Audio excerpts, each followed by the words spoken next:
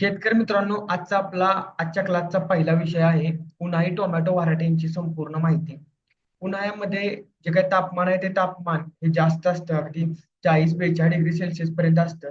त्यामुळे उन्हाळ्यामध्ये ज्या काही आपण व्हरायट्या लावतो, त्या व्हरायटींचा तापमानाच्या प्रति रेझिस्टन्स हा खूप चांगला असतो. त्या व्हरायट्यांचा रेझिस्टन्स पॉवर चांगल्या असल्यामुळे या व्हरायटी तापमानामध्ये तग धरतात व त्याचे आपण उत्पादन चांगल्या प्रकारे घेऊ शकतो. तर शेतकरी मित्रांनो, ही जी काही आपण सगळ्यात पहिल्यांदा स्क्रीनवर व्हरायटी पाहतोय, ही बायर कंपनीची म्हणजे सेमिनीची आशुतोष व्हरायटी आहे. ही देशी सेक्टरमधली व्हरायटी आहे. ही जी काय आहे याचं फळ गोल येतं आणि सगळ्यात महत्त्वाची गोष्ट म्हणजे लागवडीनंतर 60 ते 65 दिवसांनी याचं पहिलं हार्वेस्टिंग होतं. एका फळाचं जर का वजन बघायचं झालं याचं, तर 80 ते 100 ग्रॅम असतं आणि सरासरी एकरी उत्पादन तुम्ही 30 ते 35 टन उन्हाळ्यामध्ये या व्हरायटीतून घेऊ शकता. शेतकरी मित्रांनो, ही जी काही व्हरायटी आहे, या व्हरायटीचं एक चांगलं स्पेशलायझेशन आहे, की ही व्हरायटीच्या पानांच्या वाट्या ह्या तुलनेने इतर व्हरायट्यांच्या तुलनेने खूप कमी होत असतात. ही variety tomato leaf curl virus या विषाणूजन्य रोगाच्या प्रती जे काही रेझिस्टन्स आहे या व्हरायटीचा चांगला आहे. त्यानंतर यातील पुढची व्हरायटी तिथे म्हणजे सक्षम. ही पण सेमिनिस कंपनीची व्हरायटी आहे. ही पण देशी सेक्टरमधील म्हणजेच जे काही फळ गोल असतं या सेक्टरमधली व्हरायटी आहे. ही व्हरायटी लागवडीनंतर 60 ते 65 दिवसांनी तोडणीसाठी येते. एका फळाचं वजन जर का बघितलं तर 80 ते 100 ग्रॅम एवढं भरतं आणि सरासरी आपण आपण जे काही उत्पादन आहे ते 30 ते 35 टन एकरी घेऊ शकतो. हे पण देशी सेक्टरमधली व्हरायटी आहे आणि ही व्हरायटी सुद्धा टोमॅटो लीफ कर्ल व्हायरस या विषाणूजन्य रोगाच्या विरोधात चांगली प्रतिकारशक्ती असलेली व्हरायटी आहे. यानंतर सेमिनिसचीच पुढची व्हरायटी आहे SB 084 TD. ही जी काही व्हरायटी आहे ही पण देशी सेक्टरमधील व्हरायटी आहे. याचं सुद्धा फळ जे काय आहे हे पण गोल येतं. हे लागवडीनंतर 60 ते 65 दिवसांनी हार्वेस्टिंगला येतं आणि सगळ्यात महत्त्वाचे म्हणजे या फळाचे वजन हे 90 ते 100 ग्रॅम असतं. सरासरी एकरी उत्पादन तुम्ही 30 ते 35 टन या व्हरायटीचं घेऊ शकता. त्यानंतर शेतकरी मित्रांनो, जी काही पुढील व्हरायटी आहे, ती पुढील व्हरायटी आहे ती पण सेमरीज कंपनीची SB TD 8323 ही व्हरायटी आहे. ही व्हरायटी लागवडीनंतर 70 ते 75 दिवसांनी हार्वेस्टिंगला येते. एका फळाचं वजन हे 90 ते 100 ग्रॅम असतं आणि सरासरी एकरी उत्पादन हे 30 ते 35 टन एवढं तुम्ही या व्हरायटीचं घेऊ शकता. त्यानंतर शेतकरी मित्रांनो, पुढची जी काही व्हरायटी आहे, ती व्हरायटी आहे फेमिनिस्ट कंपनीची आदित्य. ही एकदम नवी व्हरायटी आहे. लागवडीनंतर 70 ते 80 दिवसांनी हार्वेस्टिंगला येते. एका फळाचं वजन 80 ते 90 ग्रॅम असतं आणि सरासरी एकरी उत्पादन तुम्ही 30 ते 35 टन घेऊ शकता. ही पण देशी सेक्टरमधील फेमिनिस्ट कंपनीची व्हरायटी आहे. अशा प्रकारे शेतकरी मित्रांनो, देशी सेक्टरमध्ये तुम्ही आशुतोष ही व्हरायटी लावू शकता. फेमिनिस्टची उन्हाळ्यामध्ये सक्षम ही व्हरायटी लावू शकता. त्याचबरोबर SB 084 TD ही पण व्हरायटी लावू शकता. त्याचबरोबर SVTD 8323 ही पण व्हरायटी लावू शकता. त्याचबरोबर आदित्य ही पण व्हरायटी तुम्ही देशी सेक्टरमध्ये जिचं गोल गोल फळ असतं हे तुम्ही लावू शकता. ही जी काही आदित्य व्हरायटी आहे ही एकदम नवी आहे मार्केटमध्ये. त्याचे रिपोर्ट अजून आपण पाहिलेले नाहीयेत. आता शेतकरी मित्रांनो, सगळ्यात महत्वाचा येतो तो म्हणजे हायब्रिड सेक्शनमध्ये कोणत्या व्हरायटी आपण लावू शकता. आता हायब्रिड सेक्टरमधील म्हणजेच जे काही अंडाकृती आकाराचं फळ असतं. त्याच्यामध्ये जर का बघायचं झालं, सगळ्यात पहिली व्हरायटी आहे ती म्हणजे बायर कंपनीची सेमिनीची आयुष्यमान. आयुष्यमान ही व्हरायटी तोडणीनंतर 60 ते 65 दिवसांनी हार्वेस्टिंगला येते. लागवडीनंतर 60 ते 65 दिवसांनी हार्वेस्टिंगला येते. एका फळाचं वजन हे 90 ते 100 ग्रॅम असतं आणि सरासरी एकरी उत्पादन हे 30 ते 35 टन तुम्ही या व्हरायटीचं घेऊ शकता. शेतकरी मित्रांनो, ह्या व्हरायटीची खासियत अशी आहे, की या व्हरायटीचं जे काही फळ आहे, ते फळ एकदम घट्ट असतं आणि लांबच्या मार्केटसाठी सुद्धा या व्हरायटीची निवड तुम्ही करू शकता. सध्याच्या परिस्थितीमध्ये या व्हरायटीचं सीड हे मार्केटमध्ये तेवढ्या प्रमाणामध्ये उपलब्ध नाही आहे. त्यानंतर शेतकरी मित्रांनो, पुढची व्हरायटी आहे ती म्हणजे अन्सल. ही लागवडीनंतर 60 ते 65 दिवसांनी सुरू होते. या व्हरायटीच्या फळाचं वजन हे 90 ते 110 ग्रॅम असतं आणि सरासरी एकरी उत्पादन 30 ते 35 टन तुम्ही घेऊ शकता. हे पण हायब्रिड सेक्टरमधली व्हरायटी आहे. याचं पण जे काही फळ आहे हे फळ अंडाकृत येतं आणि सगळ्यात महत्त्वाची गोष्ट म्हणजे लागवडीनंतर हे जे काही व्हरायटी आहे, ही व्हरायटीचं फळ जर का जास्त वेळ ठेवलं आपण तर लूज पडतं. हा या व्हरायटीचा एक तोटा आहे आणि जर का पावसाळ्यामध्ये हार्वेस्टिंग केलं तर मोठ्या प्रमाणामध्ये क्रॅकिंग हे अन्सल व्हरायटीचं होत असतं. त्यानंतर शेतकरी मित्रांनो, पुढची एक व्हरायटी आहे तेबी सेमिनिस कंपनीची मिहीर नावानं व्हरायटी येते. या व्हरायटीची तोडणी 60 ते 65 दिवसांनी होते. फळाचं वजन 90 ते 110 ग्रॅम पर्यंत होतं आणि सरासरी एकरी उत्पादन हे तुम्ही 30 ते 35 टन एवढं घेऊ शकता. शेतकरी मित्रांनो, ही हायब्रिड सेक्टर मधील व्हरायटी आहे आणि या व्हरायटीचं खासियत अशी आहे की टोमॅटो लिपकल व्हायरसला ही व्हरायटी प्रतिरोधक वाण आहे. अ, त्या पानांच्या वाट्या ह्या पानांच्या वाट्यांचं प्रमाण हे खूप कमी असतं. त्यानंतर शेतकरी मित्रांनो, पुढची व्हरायटी आहे ती म्हणजे विरांग. ही विरांग व्हरायटी लागवडीनंतर 70 ते 75 दिवसांनी आपण तोडतो. एका फळाचं वजन जे काय आहे ते 90-100 ग्रॅम पर्यंत एकरी उत्पादन तुम्ही 30 ते 35 टन घेऊ शकता. या व्हरायटीची खासियत अशी आहे की ही व्हरायटी ज्यावेळेस तुम्ही मार्केटमध्ये माल नेता त्यावेळेस इतर व्हरायट्यांच्या तुलनेत या व्हरायटीचं जे काही रेट आहे हे 2 ते 3 रुपयानं प्लस राहतो. बिकॉज ऑफ फळाची साईज पण चांगली असते आणि फळाचा घट्टपणा हा सुद्धा चांगला असतो. त्यानंतर शेतकरी मित्रांनो, सगळ्यात आता मार्केटमध्ये टॉप वन म्हटलं तरी काही हरकत नाही. सगळ्यात मोठ्या प्रमाणामध्ये महाराष्ट्रामध्ये ज्या वाणाची लागवड केली जाते ते म्हणजे सेमिनिस कंपनीचं अथर्व. ही व्हरायटी महाराष्ट्रामध्ये सगळ्यात लोकप्रिय व्हरायटी आहे. उन्हाळी लागवडीसाठी मोठ्या प्रमाणामध्ये महाराष्ट्रामध्ये नाशिक असेल, तुमचं सिन्नर असेल, त्याचबरोबर देवळा असेल, त्याचबरोबर दिंडोरी असेल, नारायणगाव, जुन्नर, आंबेगाव, सातारचा जो काही कराड आहे, त्याचबरोबर कोरेगाव आहे, त्याचबरोबर तुमचं वाई आहे. इकडे जर सोलापूरमध्ये गेला तर पंढरपूर आहे, मोहोळ आहे. सांगलीमध्ये गेला कडेपूर आहे, खानापूर आहे, विटा आहे, त्याचबरोबर बारामती आहे. यांसारख्या जी काही उन्हाळी टोमॅटो लागवड केली जाते या भागामध्ये अथर्व ही व्हरायटी सगळ्यात लोकप्रिय वाण आहे आणि याची सगळ्यात मोठ्या प्रमाणामध्ये लागवड केलेली जाते. शेतकरी मित्रांनो, अथर्व ही व्हरायटी लागवडीनंतर 65 ते 70 दिवसांनी हार्वेस्टिंगला येते. सगळ्यात महत्वाची गोष्ट म्हणजे एका फळाचं वजन 90 ते 110 ग्रॅम असतं. सरासरी एकरी उत्पादन तुम्ही 30 ते 35 टन घेऊ शकता. त्या व्हरायटीची खासियत म्हणजे फळ एकदम घट्ट असतं आणि जे काही तापमानामध्ये ही व्हरायटी चांगल्या प्रकारचे तुम्हाला उत्पादन देत असते. पानांच्या वाट्या होणं हा त्या व्हरायटीचा प्रॉब्लेम आहे, परंतु जर तुम्ही योग्य प्रकारे पाण्याचं नियोजन किंवा खतांचं नियोजन केलं तर या व्हरायटीमधून चांगल्या प्रकारचं उत्पादन तुम्ही घेऊ शकता. तर शेतकरी मित्रांनो, अशा प्रकारे अथर्व ही महाराष्ट्रामधील आत्ताची सगळ्यात लोकप्रिय व्हरायटी आहे आणि सध्याच्या परिस्थितीमध्ये सगळ्यात जास्त बियाणं या व्हरायटीचं महाराष्ट्रामध्ये विकलं गेलेलं आहे. त्यानंतर शेतकरी मित्रांनो, आता आपण पुढची व्हरायटी बघतोय ती म्हणजे सिजंटा कंपनीची अभिनव. ही सुद्धा व्हरायटी लागवडीनंतर 65 ते 70 दिवसांनी हार्वेस्टिंगला येतं. एका फळाचं वजन हे 80 ते 100 ग्रॅम असतं आणि सरासरी एकरी उत्पादन तुम्ही 25 ते 30 टन एवढं घेऊ शकता. आणि सगळ्यात महत्वाची गोष्ट म्हणजे ही जी काही व्हरायटीचं फळ आहे हे फळ एकदम घट्ट असतं आणि एकदम त्याचा जो काही रंग आहे तो एकदम लाल कलर येतो आणि या व्हरायटीमध्ये तिरंगाचा प्रॉब्लेम हा खूप कमी प्रमाणामध्ये येत असतो. त्याचे एकरी उत्पादन जर का व्यवस्थित नियोजन केलं तर 25 ते 30 टन तुम्ही घेऊ शकता. त्यानंतर शेतकरी मित्रांनो, दुसरी एक लोकप्रिय महाराष्ट्रामध्ये सगळ्यात जास्त प्रमाणामध्ये लागवड केलेली जाणारी व्हरायटी आहे ती म्हणजे टीओ 1057. ही सुद्धा सिजेंटा कंपनीची व्हरायटी आहे. लागवडीनंतर 65 ते 70 दिवसांनी हार्वेस्टिंगला येते. जे काय फळाचं वजन आहे का ते 80 ते 100 ग्रॅम असते सरासरी आणि सगळ्यात महत्वाचं म्हणजे 25 ते 30 अगदी 35-40 टनापर्यंत सुद्धा तुम्ही याचं योग्य प्रकारे नियोजन करून अवरेज एकरी मिळवू शकता. शेतकरी मित्रांनो, ही जी काही व्हरायटी आहे ही सध्याच्या परिस्थितीमध्ये महाराष्ट्रामध्ये अथर्व नंतर लागवड केली जाणार आहे 2 नंबरची व्हरायटी आहे. या व्हरायटीची लागवड ही अथर्व नंतर मोठ्या प्रमाणामध्ये केली जाते. जिथे अथर्वची रोपं मिळत नाही तिथं तुम्ही बरेच शेतकरी 1057 या व्हरायटीची लागवड हे करत असतात. या व्हरायटीची खासियत म्हणजे कमी पाण्यामध्ये चांगलं उत्पादन देणारी व्हरायटी ही अशी या व्हरायटीची खासियत आहे. शेतकरी मित्रांनो, ह्याच्यानंतर पुढची व्हरायटी आहे टीओ 1156. ही पण सिजंटा कंपनीची व्हरायटी आहे. याच्यामध्ये जे काय फळ आहे हे पण हायब्रिड फळ निघतं म्हणजे अंडाकृती फळ येतं. अंडाकृती आणि गोलच्या मीडियम फळ येतं. ही व्हरायटी लागवडीनंतर 65 ते 70 दिवसांनी हार्वेस्टिंगला येतं. एका फळाचं वजन 80 ते 100 ग्रॅम असते आणि सरासरी एक उत्पादन हे या व्हरायटीत तुम्ही 25 ते 30 टन एवढं घेऊ शकता. त्यानंतर शेतकरी मित्रांनो, तिसरी सगळ्यात लोकप्रिय व्हरायटी म्हणजे ती म्हणजे टीओ 6242. ही व्हरायटी शेतकरी मित्रांनो लागवडीनंतर 65 ते 70 दिवसांनी हार्वेस्टिंगला येते. एका फळाचं वजन हे 80 ते 100 ग्रॅम असतं आणि सरासरी एकरी उत्पादन हे तुम्ही योग्य प्रकारे नियोजन केल्यास 25 ते 40 टनांपर्यंत घेऊ शकता.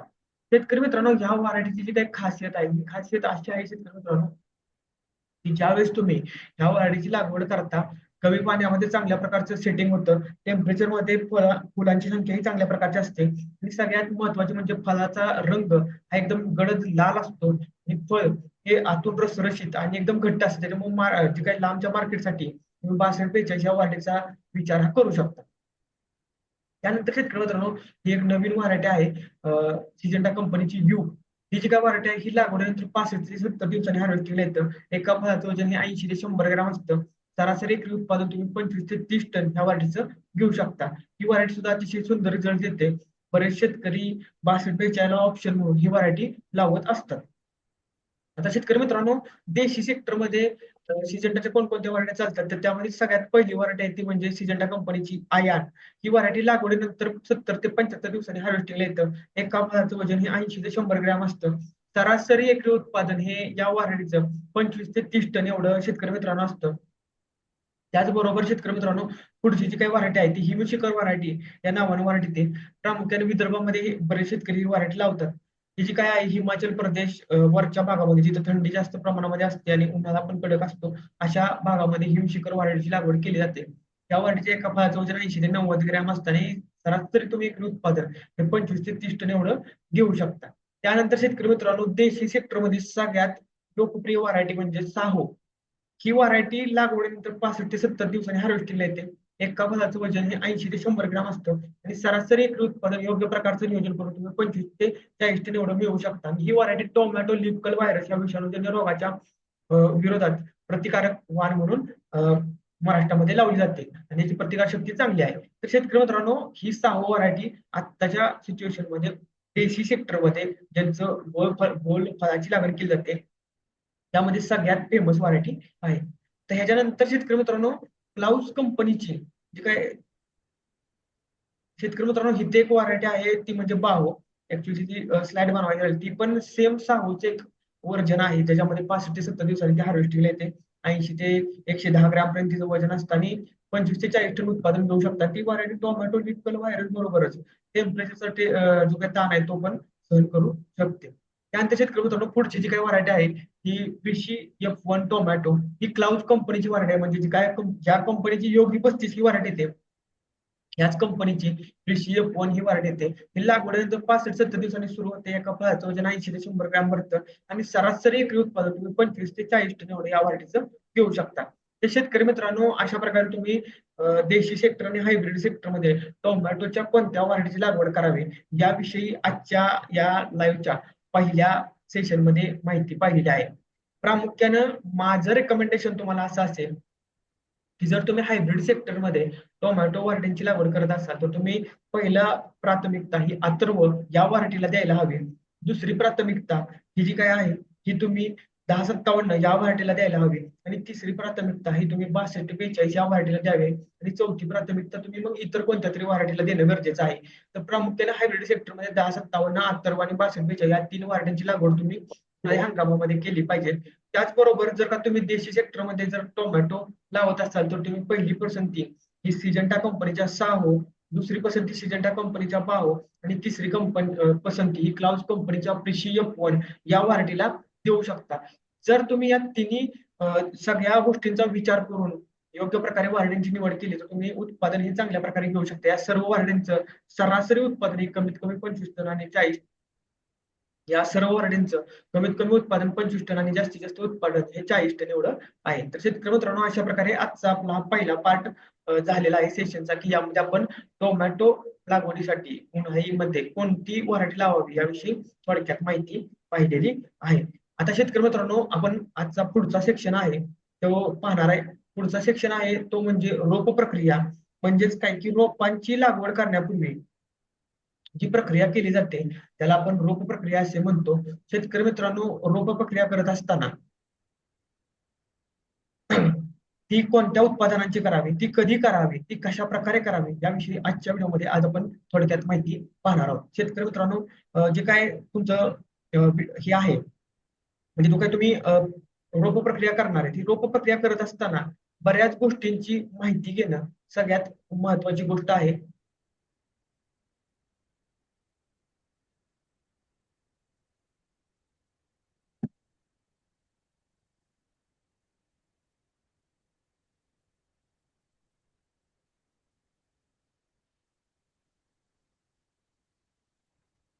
तर मी आवाजाचं माईक बदलतो.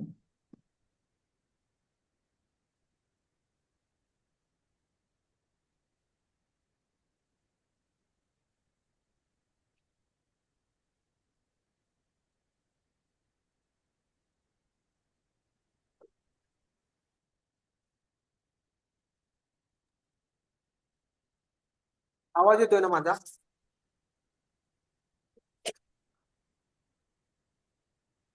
तर शेतकरी मित्रांनो, आजचा आपला जो काही दुसरा विषय आहे क्लासमधील तो आहे की टोमॅटो रोप प्रक्रिया. आता रोप प्रक्रिया हॅलो. म्हणजे काय? तर रोप प्रक्रिया म्हणजे सगळ्यात महत्वाची गोष्ट म्हणजे टोमॅटो रोप प्रक्रिया म्हणजे रोपांची मुळे बुरशीनाशक, कीटकनाशक व पोषक उत्पादनांमध्ये भिजवून काढले होईल, ह्याला आपण रोप प्रक्रिया असे म्हणतो. ही जी काय प्रक्रिया आहे ही प्रामुख्याने आपण कांदा पिकामध्ये सगळ्यात जास्त प्रमाणामध्ये केली जाते. कांद्याची लागवड करण्यापूर्वी कांद्याची मुळे जी काय आहेत ती या द्रावणामधून भिजवून काढली जातात आणि त्याच्यानंतर रोप प्रक्रिया अ, त्याच्यानंतर रोपांची लागवड केली जाते. तर तसेच आपण टोमॅटोमध्ये सुद्धा रोप प्रक्रिया करत असतो, पण ती कधी करावी आणि त्याची गरज कधी आहे हे पण तेवढंच लक्षात घेणं गरजेचं आहे. आता सगळ्यात महत्वाचा प्रश्न येतो की टोमॅटो रोप प्रक्रिया कधी करावी. टोमॅटो रोप प्रक्रिया करत असताना जेव्हा तुम्ही टोमॅटो रोपे नर्सरीमधून घेऊन येता, परंतु अशा रोपांमध्ये लागवडी अगोदर एका ट्रेमध्ये 7 ते 8 10 रोपे ही पितीय बुरशीमुळे तुम्हाला सुकलेली किंवा विल्टिंग झालेली, तुम्हाला डम्पिंग ऑफ झालेली दिसत असतील. अशा सिच्युएशन मध्ये तुम्हाला रोप प्रक्रिया करणं खूप गरजेचं आहे.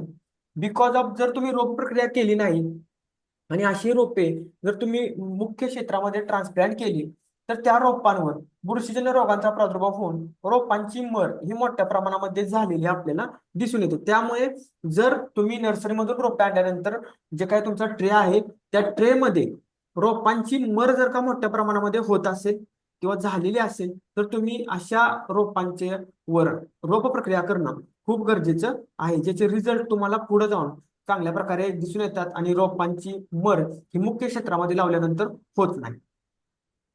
त्यानंतर शेतकरी मित्रांनो, रोप प्रक्रिया करण्याचं दुसरं रिझन असं आहे की ज्यावेळेस तुम्ही टोमॅटो रोपे नर्सरीमधून आणताय, टोमॅटो रोपे नर्सरीमधून आणल्यानंतर त्या टोमॅटो रोपांच्या मुळांची जर का कॉईल झालेली असेल आणि कॉईल झालेली असल्यामुळे तुम्ही ज्यावेळेस ती रोपे ट्रान्सप्लांट करता त्यावेळेस त्याच्या खालची जर ती मुळांची कॉईल कडून जर रोपे ट्रान्सप्लांट करत असाल तर अशा सिच्युएशन मध्ये कॉईल काढल्यानंतर मुळांना खाली जखमा होतात आणि त्या जखमांमधून विविध प्रकारच्या बुरशीजन्य रोगांचा प्रादुर्भाव हा मोठ्या प्रमाणामध्ये होत असतो आणि त्याच्यामुळे काय होतं की सगळ्यात पहिल्यांदा बुरशीजन्य रोगांमध्ये पितीय बुरशीचा प्रादुर्भाव रोपे लावल्या लावल्या होतो आणि रोपांची मर ही मोठ्या प्रमाणामध्ये होत असते.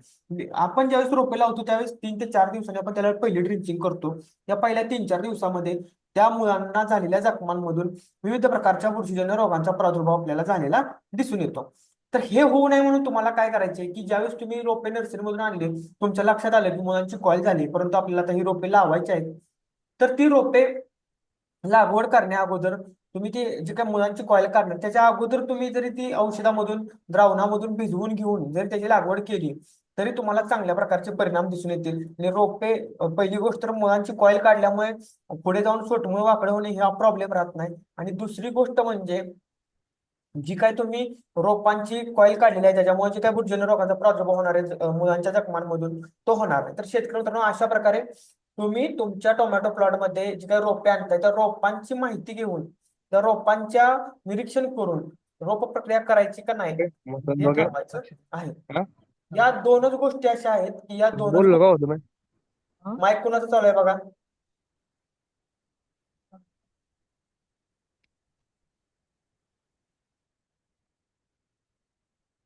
आता या दोनच कंडिशन जर तुमच्या प्लॉटमध्ये दिसत असतील, तुमच्या रोपांमध्ये दिसत असतील तर तुम्हाला रोप प्रक्रिया करायची. बिकॉज ऑफ आपण अदर परिस्थितीमध्ये रोप प्रक्रिया करणं टाळायचं आहे, कारण आपण काय करतो रोपे लावल्यानंतर ड्रिंचिंग करत असतो. परंतु ह्या दोन कंडिशन मध्ये रोपांवर लवकर बुरशीजन्य रोगाचा प्रादुर्भाव होऊ शकतो, त्याच्यामुळे रोपांवर रोप प्रक्रिया करणं गरजेचं आहे. आता शेतकरी मित्रांनो, ज्यावेळेस तुम्ही रोप प्रक्रिया केली त्या रोप प्रक्रियेचा तुम्हाला फायदा काय होतो? रोप प्रक्रियेमध्ये तुम्ही एक बुरशीनाशक, एक कीटकनाशक आणि एक पोषक उत्पादन वापरत असता.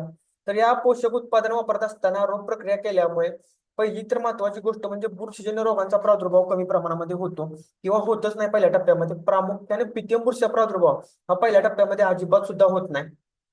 त्यामुळे जी काही रोपे आहेत ती रोपे लवकर सेट होतात.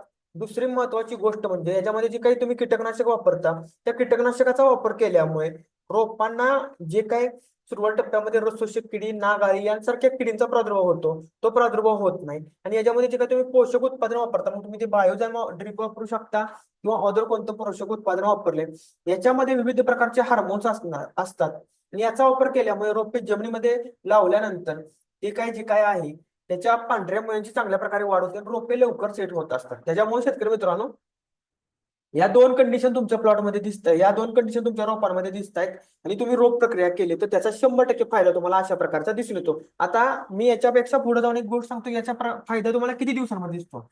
जर तुमची माती ही काळवट असेल तर या मातीमध्ये तुम्हाला 5 ते 6 दिवसांमध्ये चांगल्या प्रकारे रोपे सेट झालेली दिसतात.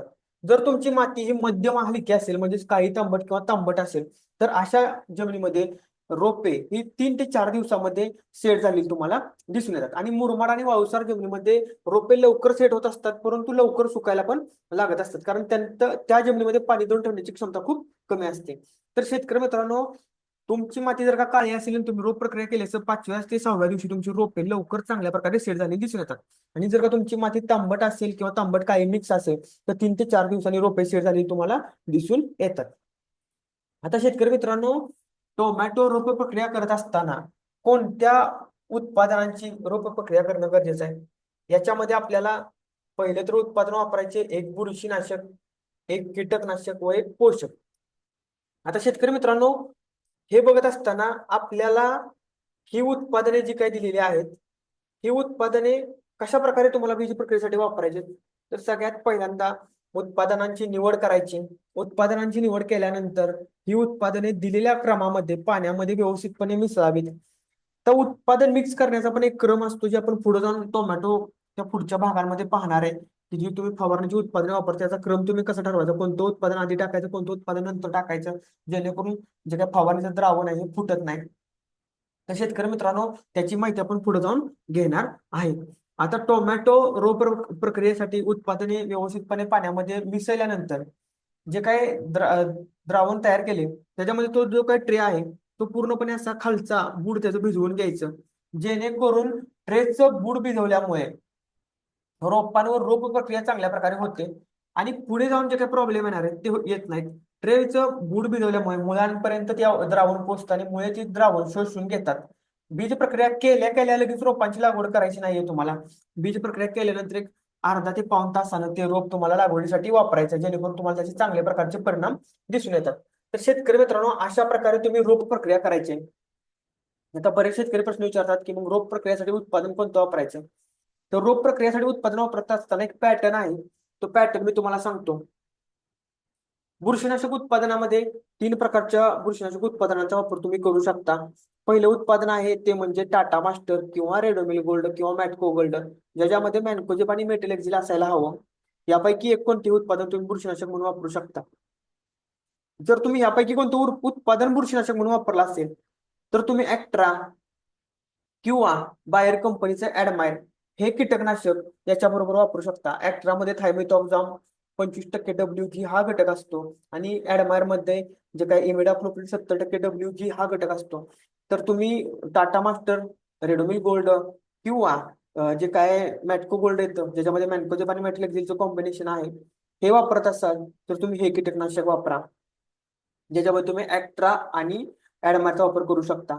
जर तुम्ही त्याच्याबरोबर पोषक उत्पादन बघायचं झालं तर पोषक उत्पादनामध्ये तुम्ही जास्त काही रेंज वापरण्याची गरज नाहीये. तुम्ही जर्मिनेटर वापरू शकता बायोस्करचं, किंवा मग बायोझाइम ड्रिप जर तुमच्याकडे उपलब्ध असेल तर तुम्हाला बेस्ट ऑप्शन आहे. तुम्ही बायोझाइम ड्रिप हे ठिबकद्वारे वापरू शकता, किंवा कोणत्याही प्रकारचे सीड उत्पादन ठिबक ह्याच्यासाठी वापरू शकता, बीज रोप प्रक्रियेसाठी वापरू शकता. आता ह्याच्यामध्ये एक दुसरा पॅटर्न आहे, तो म्हणजे जर तुम्ही रोको आणि त्याच्याबरोबर बाविस्टीन किंवा साप वापरत असाल रोप प्रक्रियेसाठी, तर त्याच्यामध्ये शेतकरी मित्रांनो तुम्ही जंप ह्या कीटकनाशकाचा वापर करा, ज्याचा वापर तुम्ही 0.4 ग्राम प्रति लिटर या प्रमाणामध्ये करायचा आहे. याच्याबरोबर सुद्धा तुम्ही ऍक्ट्रा आणि हे वापरू शकता, ऍडमायर वापरू शकता, पण तुम्ही याच्याबरोबर जंप वापरले तर त्याचे परिणाम तुम्हाला चांगल्या प्रकारचे दिसून येतील. तर शेतकरी मित्रांनो, अशा प्रकारे तुम्ही रोप प्रक्रियेसाठी उत्पादनांची निवड करायची आहे आणि त्याच्या बेसिसवर जर का तुम्ही रोप प्रक्रिया केली तर तुम्हाला चांगल्या प्रकारचे रिझल्ट हे 100% दिसून येत असतात शेतकरी मित्रांनो. तर अशा प्रकारे आपला जो काही आजचा दुसरा विषय होता तो म्हणजे रोपांवर रोप प्रक्रिया कशा प्रकारे करावी, कधी करावी आणि कोणत्या उत्पादनांची करावी, तसेच ही रोप प्रक्रिया करत असताना आपल्याला कोणती काळजी घ्यावी यावर सुद्धा आपण आज थोडक्यामध्ये माहिती पाहिलेली आहे. आता जो काही आपला पुढचा विषय आहे तो पुढचा विषय आपला आहे की टोमॅटो रोपांची लागवड करण्यापूर्वी जैविक बुरशीनाशके कधी, कोणती व कशा प्रकारे सोडावीत किंवा त्याचा फायदा तुम्हाला काय होणार आहे, हे एक आपण पुढे जाऊन पाहणार आहे.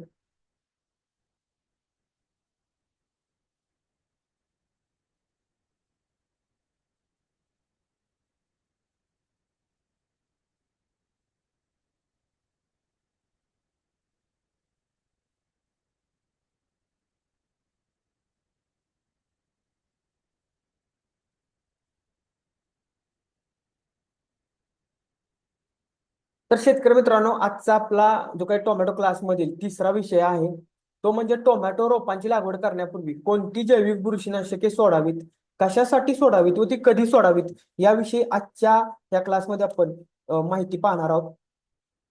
टोमॅटो रोपांची लागवड करण्यापूर्वी तुम्ही ट्रायकोडर्मा किंवा सुडोमॉनस ही जैविक बुरशीनाशके ठिबकद्वारे सोडू शकता.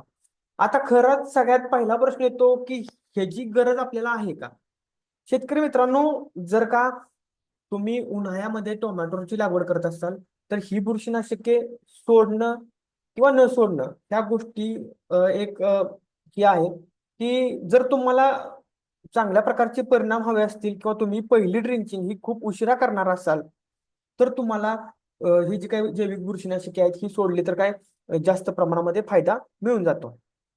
पण जर तुम्ही 4 ते 5 दिवसांना लगेच ड्रिंचिंग करणार असा 3-4 दिवसांनी बुरशीनाशकाची तर तुम्हाला ही जैविक बुरशीनाशके सोडली नाहीत तरी चालतील.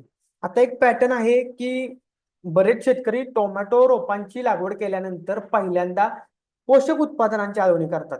ती कधी करतात तर रोप लागवड झाल्यानंतर 3 ते 4 दिवसांनी ते शेतकरी पोषक उत्पादनांची आळवणी करतात, ज्याच्यामध्ये मग रॅडिफॉर्म प्लस 20-20 ची बरेच शेतकरी ड्रिंचिंग करतात किंवा मग त्याच्यामध्ये दुसरं वापरतात 1261 बायोझाईम ड्रीप, असे बरेच शेतकरी पोषक उत्पादनांची ड्रिंचिंग ही रोप लागवडीनंतर 3-4 दिवशी करत असतात आणि बुरशीनाशकाची जी काही ड्रिंचिंग आहे ती 5-6 दिवशी करत असतात. आता शेतकरी मित्रांनो, ह्याच्यामध्ये तुम्हाला जैविक बुरशीनाशके सोडायचेत नाही सोडायचेत हे ठरवत असताना ही गोष्ट पण खूप लक्षात घेणं गरजेचं आहे की जर तुम्ही रोप लागवडीनंतर पहिली ड्रिंचिंग ही पोषक उत्पादनांची करत असाल तर तुम्ही हमखास लागवडीपूर्वी जैविक बुरशीनाशके ठिबकद्वारे सोडणं खूप गरजेचं आहे. आणि जर तुम्ही रोप लागवडीनंतर 3-4 दिवशी बुरशीनाशकाची ड्रिंचिंग करणार असाल रासायनिक बुरशीनाशकाची तर तुम्हाला जैविक बुरशीनाशके अजिबात सोडायची नाही. तर तुम्हाला पहिल्यांदा लक्षात आलं की जैविक बुरशीनाशके आपल्याला कधी सोडायचे ते कोणत्या कंडिशनसाठी आपण हे माहिती पाहतोय. आता शेतकरी मित्रांनो, आपलं तर ठरलं की जैविक बुरशीनाशक आपल्याला सोडायचे कधी आणि नाही सोडायचे कधी. त्याच्यानंतर आपल्याला ठरलं की आपल्याला कोणती सोडायची, त्याच्यामध्ये आपण ट्रायकोडर्मा आणि सुडोमॉनास ही 2 जैविक बुरशीनाशके आपण पाहिली जी आपण ठिबकद्वारे सोडू शकतो. आता सगळ्यात महत्वाचा प्रश्न येतो की ही बुरशीनाशके सोडायचीत कधी.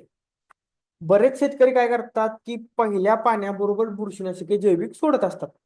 त्याचे रिझल्ट तुम्हाला अजिबात सुद्धा येत नाही, बिकॉज ऑफ जेवढे टेम्परेचर त्याच्यामध्ये तयार होतं तेवढ्या टेम्परेचरमध्ये जैविक बुरशीनाशके तेवढ्या प्रमाणामध्ये कोणतेही जीवाणू कार्य करत नाही.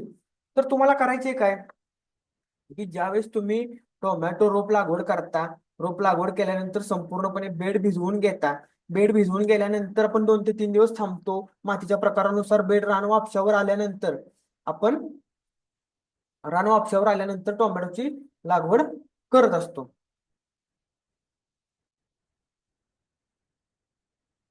तर आपण काय करायचंय की ज्यावेळेस तुम्ही टोमॅटो रोपांची लागवड करण्यापूर्वी पाणी देता, पाणी दिल्यानंतर 3-4 दिवसांनी रान वापसावर येतं. ते रान वापसावर आल्यानंतर 15 ते 20 मिनिटांमध्ये आपण ही जैविक बुरशीनाशके सोडून घ्यायचे, ज्याचे परिणाम तुम्हाला चांगल्या प्रकारे दिसून येतील. परंतु पहिल्या पाण्याला जर तुम्ही जैविक बुरशीनाशके कोरड्या मातीमध्ये तुम्ही पहिल्यांदा पाणी देताय आणि जर त्याच्यामध्ये तुम्ही जैविक बुरशीनाशके सोडत असाल तर त्याचे परिणाम तुम्हाला चांगल्या प्रकारचे दिसून येत नाहीत. त्याच्यामुळे शेतकरी मित्रांनो, रान वापशावर आल्यानंतर त्याच्यावर थोडं 15 ते 20 मिनिटं पाणी द्या आणि त्याच्यानंतर जैविक बुरशीनाशके सोडा आणि त्याच्या दुसऱ्या दिवशी तुम्ही टोमॅटो रोपांची लागवड करा. आता ही जी काय आपली प्रोसेस आहे यामध्ये ही एक ऍड झालेली आहे की तुम्ही पाणी दिल्यानंतर आणि वापसावर आल्यानंतर जैविक बुरशीनाशके सोडायचे आहेत, 1 दिवस थांबायचे आहे आणि रोपे लागवड करायची आहे. आता जैविक बुरशीनाशके सोडल्यानंतर आपल्याला फायदा काय होतो? आता हे जे काही जैविक बुरशीनाशके आहेत ही जमिनीमध्ये सोडल्यानंतर जे काही जमिनीमध्ये असणारे बुरशीचे बीजाणू आहेत ते बुरशीचे बीजाणू निष्क्रिय होतात. आणि जे काय सुरुवातीच्या टप्प्यामध्ये पिथियम बुरशीमुळे होणारे रोगमर आहे किंवा फ्युजारियम ऑक्सिस्पोरम या बुरशीमुळे होणारे रोगमर आहे यांसारख्या मर रोगावर चांगल्या प्रकारचं नियंत्रण आपल्याला मिळून जातं. त्याचबरोबर जमिनीमधून पसरणारा अल्टरनारिया सोलानी म्हणजे लवकर येणारा करपा, त्याचबरोबर सेप्टोरिया लायकोपेरिसिकी म्हणजेच सेप्टोरिया काळे ठिपके, हे सुद्धा जमिनीमधून पसरणारे बुरशीजन्य रोग आहेत. याची स्पोर सुद्धा बुरशीमुळे जमिनीमध्ये असतात. ज्यावेळेस तुम्ही पाणी वगैरे देता किंवा पानांचा जमिनीशी संबंध आल्यानंतर या बुरशीजन्य रोगांचा प्रादुर्भाव, प्राथमिक प्रादुर्भाव टोमॅटोच्या खालच्या पानांवर होत असतो. त्याच्यामध्ये जर तुम्ही ट्रायकोडर्मा सुडोमोनास आधी जर सोडलं तर तुमचे जे काय पिथियम आहे, फ्युजारियम आहे, त्याचबरोबर लवकर येणाऱ्या करपासाठी जे काही अल्टरनारिया सोलानी आहे, त्याचबरोबर सेप्टोरिया काळे ठिपके येण्यासाठी जे काही सेप्टोरिया लायकोपेरिसिकी ही जी काही बुरशी आहे, त्या सर्व बुरशी जमिनीमध्ये असतात आणि या बुरशांवर तुम्हाला चांगल्या प्रकारचं नियंत्रण मिळतं. त्याच्यामुळे शेतकरी मित्रांनो, जैविक बुरशीनाशक सोडल्याचे हे तुम्हाला फायदे मिळतात की जेणेकरून सुरुवात टप्प्यामध्ये रोपांची मर आणि रोपांवर बुरशीजन्य रोगांचा प्रादुर्भाव हा येत नाही. आता याच्या जागी तुम्ही ट्रायकोडर्मा सुडोमोनासच्या जागी बऱ्याच कंपन्यांचं जे काही किट येतं जीवाणूंचं, ते किट सुद्धा तुम्ही सोडू शकता. त्याचे सुद्धा रिझल्ट तुम्हाला चांगल्या प्रकारचे दिसून येतात शेतकरी मित्रांनो. तर अशा प्रकारे तुम्ही जैविक बुरशीनाशके कधी सोडायचे आहेत हे ठरवणं गरजेचं आहे. तर आज त्या आपण जे काही झूम क्लास आहे त्या झूम क्लासमध्ये 3 विषय पाहिलेले आहेत. पहिला विषय आपण पाहिलेला आहे की जो टोमॅटो रोपांची व्हरायटी कोणकोणते लावावेत हा पाहिलेला आहे. त्याच्यामध्ये पण आपण बऱ्याच व्हरायटीची माहिती पाहिली. त्याच्यानंतर दुसरा बघितला आपण, त्याच्यामध्ये आपण टोमॅटो रोपांवर रोग प्रक्रिया कधी करावी हे पाहिलेलं आहे. तिसरा आपण क्लास बघितला आहे की जैविक बुरशीनाशकांचा वापर आपण टोमॅटो पिकामध्ये कधी करावा हे पाहिलेलं आहे. शेतकरी मित्रांनो, आज आपले 5 दिवस पूर्ण झालेले आहेत आणि आपले फक्त 15 विषय पूर्ण झालेले आहेत. तर उद्यापासून आपण थोडं क्वेश्चनिंगचा टाइम कमी करून कंटिन्युअस 2 तास एका विषयांवरच आपण हे घेऊया, जेणेकरून आपल्याला जेवढं काही विषय कव्हर करायचे तेवढं आपल्या या 20 दिवसामध्ये कव्हर होतील. 1-2 दिवस जरी वाढले तरी मी ते एक्स्ट्राचे क्लास घेईन, जेणेकरून आपल्या 25 दिवसामध्ये आपण सगळे विषय आपले कव्हर करूया. कारण जेवढा आपण पुढे जाऊ तसतसं विषय वाढत जाणार आहेत, तसतसं विषय हे लेंदी होत जाणार आहेत. त्याच्यामुळं जर काय तुम्हाला अडचणी असतील तर आजच्या सेशनमध्ये आपण जरा प्रश्न उत्तराचा सेशन जरा लेंदी घेऊया, खूप उशीरपर्यंत घेऊया. परंतु उद्या आणि परवा येत्या रविवारपर्यंत आपण जे काय आहेत ते खूप जास्त प्रमाणामध्ये विषय घेणार आहेत. किंवा उद्याच्या विषयामध्ये आपण टोमॅटो रोपांच्या वाढीची अवस्था हे सगळ्या गोष्टींमध्ये पाहणार आहे की टोमॅटो रोपांच्या वाढीची अवस्था उन्हाळ्यामध्ये कोणत्या दिवशी कधी होतात, आणि सगळ्यात महत्वाची गोष्ट म्हणजे वाढीच्या अवस्थांमध्ये कोणकोणते बुरशीजन्य रोग, कोणकोणत्या किडी येतात. त्याचबरोबर जे काय तुम्हाला वाढीच्या अवस्थांमध्ये रोपांची वाढ कशा प्रकारे व्हायला हवी, वाढीच्या अवस्थांवर टेम्परेचर किंवा इतर वातावरणाचा कशा प्रकारे परिणाम होतो, हा आपला उद्याचा विषय आहे. हा एकच विषय आपल्याला 1.5 ते 2 तास जाणार आहे. ह्याच्यामध्ये आपण जे काही टॉपिक एकदम घेणार आहे, रोप वाढीच्या अवस्था कोणकोणत्या आहेत, त्या अवस्था कितव्या दिवशी सुरू होतात, त्या अवस्थांमध्ये रोपांवर वाढ कशी व्हायला हवी, त्या अवस्थांमध्ये रोपांवर बुरशीजन्य रोग किडी कोणत्या येतात, हे सगळी माहिती आपण उद्या पाहणार आहे. त्याच्यामुळे उद्या आपला जो काय सेशन आहे प्रश्नोत्तराचा तो कमी होईल. त्याच्यामुळे शेतकरी मित्रांनो, जे काही तुमचे क्वेश्चन असतील तर ते आज विचारणं तरी चालते.